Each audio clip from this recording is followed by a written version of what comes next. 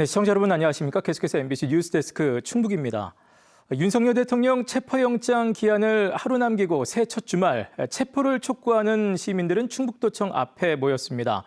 또 무안공항에서 발생한 제주항공 여객기 참사에 대한 애도의 물결도 이어졌습니다. 전효정 기자의 보도입니다.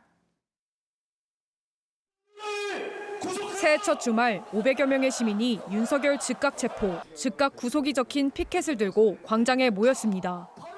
지난 3일 공수처의 윤석열 대통령 체포가 불발되자 시민들의 분노는 더 거세졌습니다. 그날 이후 밤잠을 설치고 추운 거리에서 외치는 시민들은 안중에도 없는 내란범과 동조자들을 하루빨리 구속수사하고 처벌해야 하지 않겠습니까? 12.3 내란 사태가 일어난 지 한 달째. 장기화되는 정치적 사회적 혼란에 시민들은 조속한 해결을 촉구했습니다. 윤석열이 빨리 파면시키려는 마음이죠. 나라가 엉망진창이 됐으니까 좀 뭐 하나하나 따져보면 지금 기도 안 차잖아요. 나는 그래서 빨리 나라를 바로 세우고. 한 달 사이 벌써 11번째 집회지만 끝까지 힘을 모으겠다는 다짐입니다. 속상한 마음이 크긴 한데요. 지금 여기 나와 계신 분들과 같이 저희도 또 그렇지만 포기하지 않고 계속 용기 내서 하다 보면 좋은 길이 열릴 거라고 생각하고.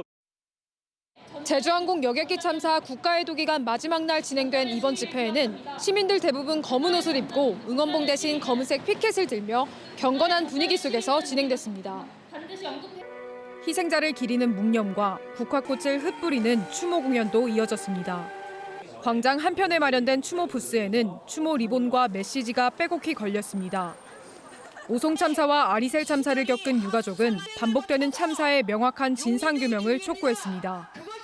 진상규명이 제대로 됐을 때 사업주의 처벌들을 제대로 할 수 있고 다시는 일하러 나갔다가 죽지 않는 안전한 사회를.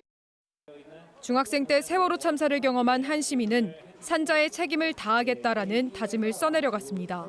막상 바뀐 게 하나도 없더라고요. 그래서 이제 지금 제가 할 수 있는 건 별로 없지만 그래도 살아남은 사람으로서 책임을 다하겠다는 마음으로 진상규명이라든지 앞으로 이런 일이 일어나지 않게. 충북대학교 심리학과, 사회학과 교수진은 집회 참석자들을 위해 인근 세 곳의 카페에 200잔 분량의 커피 선결제에 나섰습니다. 충북 비상시국회의는 윤석열 대통령의 퇴진까지 새해에도 매주 광장에서 집회를 이어나갈 계획입니다. MBC 뉴스 전유정입니다. 제주항공 여객기 참사 충북 합동분향소의 운영이 마무리됐습니다. 충청북도는 당초 국가애도기간 마지막 날인 어제 분향소 운영을 종료할 예정이었으나 휴일 조문객이 많을 것으로 예상해 오늘 저녁 8시까지 하루 연장 운영했습니다. 여객기 참사 다음 날인 지난달 30일부터 일주일 동안 합동분향소에는 3,000명 안팎의 조문객이 찾아 애도의 마음을 전했습니다.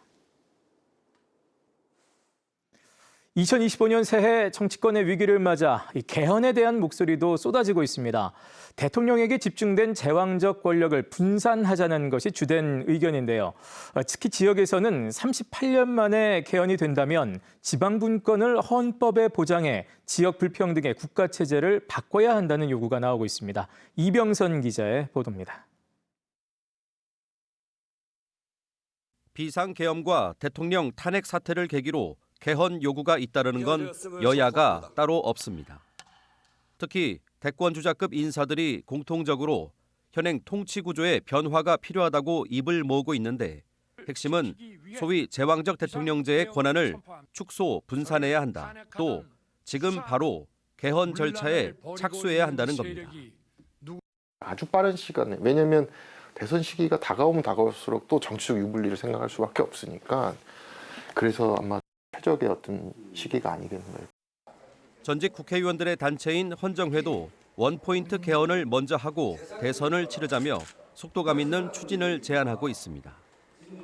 대통령의 권한을 축소 이양하며 국회 상원제를 도입하는 개헌을 추진하고 지방분권을 강화하여 개헌안을 내놓을 작정이 있습니다.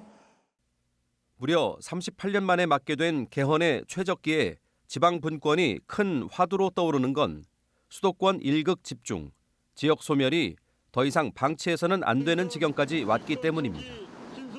대한민국은 지방분권 국가를 지향한다는 원칙을 헌법에 천명하고 균형 발전을 의무화해야 한다는 게 핵심입니다.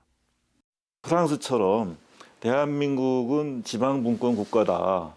그래서 국가의 어쨌든 전체 운영에 있어서의 철학, 국가적 차원에서 추진한다라고 하는 거, 이걸 사실은 명시를 하고. 구체적인 방안으로 헌정회와 개헌국민연대는 17개 시도 동수로 지역 대표형 상원 의원을 뽑는 양원제 도입을 제시하고 있습니다.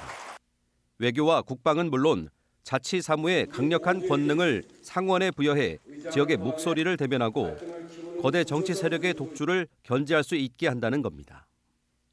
수도권이 56%, 비수도권이 44% 완전히 역전이 돼서요. 지역의 목소리가 전혀 잘 반영되기 어렵습니다. 이게 우리나라의 국회적 구성이거든요. 그래서 지역을 대변하는 그 상원이 꼭 필요하다. 미국이나 외국에서 다 이렇게 하고 있는 거거든요. 유정복 인천시장은 최근 자신의 SNS에 지방정부 분권 강화, 상원제 도입을 개헌안에 넣어야 한다고 주장했고 박형준 부산시장도 중앙정부 권한을 지방정부에 과감히 이양하는 이중 분권 개헌이 필요하다고 밝혔습니다.